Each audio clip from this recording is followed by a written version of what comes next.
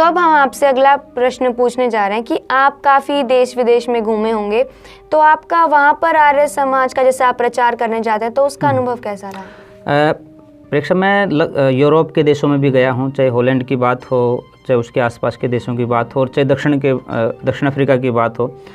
दक्षिण अफ्रीका के मेरे अनुभव विशेष रहे हैं। मैं 2 बार दक्षिण अफ्रीका में लगभग 30 दिन रहा हूँ, और मुझे लगता है कि यदि पूरी दुनिया को एक रोल मॉडल के रूप में किसी आर्य समाज को देखना है तो दक्षिण अफ्रीका के आर्य समाज अपने आप में रोल मॉडल हैं।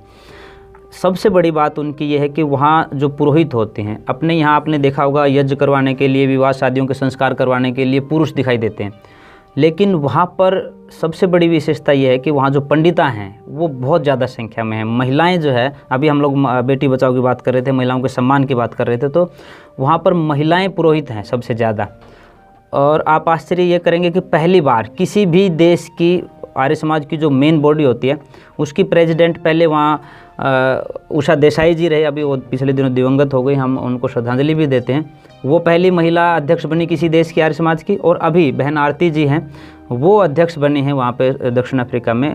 और दक्षिण अफ्रीका का इतिहास इसलिए भी हमारे लिए ज़रूरी है कि चाहे महात्मा गांधी जी वहाँ रहे हों, चाहे भाई परमानंद जी वहाँ गए हों, तो आर्य समाज ने बहुत बड़े काम किए हैं। पंडित नरदेव वेदालंकार जी जो दक्षिण अफ्रीका में जिन्होंने हिंदी शिक्षा संघ की स्थापना की, भाई राम भरोस जी जिन्होंने ABH के माध्यम से बहुत बड़े और ऐतिहासिक काम किए। ABH जो है आर्यन बेनेवलेंट होम, आर्य अनाथालय को वहाँ बहुत बड़ी संस्था है। और अमिताभ बच्चन जो इस देश में एक बड़ी सेलिब्रिटी हैं, वो भी उसमें होकर के आए। हमारे देश से राष्ट्रपति भी जब जाते हैं तो उसमें ज़रूर विजिट करके आते हैं।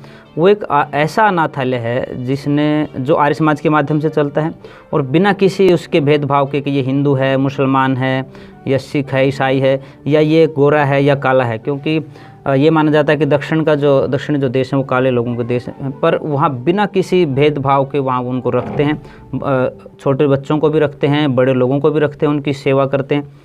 तो वहाँ एक ऐतिहासिक काम वहाँ पे हो रहा है। उसके अलावा सामाजिक कार्यों में वहाँ का संगठन बहुत सक्रिय रहता है। डॉक्टर रामविलास जी की हम बात करें, भाई प्रबोध जी की बात करें, राजेश लक्ष्मण जी की बात करें, अनेश रामकलास जी की बात करें, ऐसे ही कितने ही साथियों के मैं आपको नाम गिनवा सकता हूँ जो इन कार्यों में वहाँ लगे हुए हैं। हमारी पंडिता बहनें लगी हुई हैं। मुझे लगता है कि आपको प्राउड फील होगा, आप कोई विदेश में जा कर के, और किसी हिंदी के प्रति इतना उनका आकर्षण मिलेगा। वहाँ पे हिंदी का एक चैनल भी चलता है, रेडियो चैनल एक तरह से, उसके ऊपर अधिकांश कार्यक्रम हिंदी में आते हैं। आप यह देखिए कि दक्षिण अफ्रीका में किसी भी एक रेडियो स्टेशन को हिंदी में लगातार चलाना कितनी बड़ी बात है। जब हम हिंदी में बोलते हैं तो वो अपने आप को मतलब गौरवान्वित महसूस करते हैं कि हाँ ये।